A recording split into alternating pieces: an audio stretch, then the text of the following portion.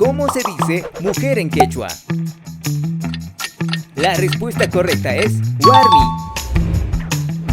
Feliz en quechua es Cusisca. Amable o bonito en quechua es Cacha. ¿Cómo se dice hombre? La respuesta correcta es Hari.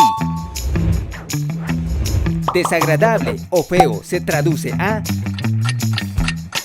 muy bien, Millay. Enojado o enojada es Jiñasca. Malo o malvado. La respuesta correcta es Sagra. Como decimos en quechua, persona. Muy bien, Runa. ¿Cómo se dice grande? En quechua es correcto, es Hatun.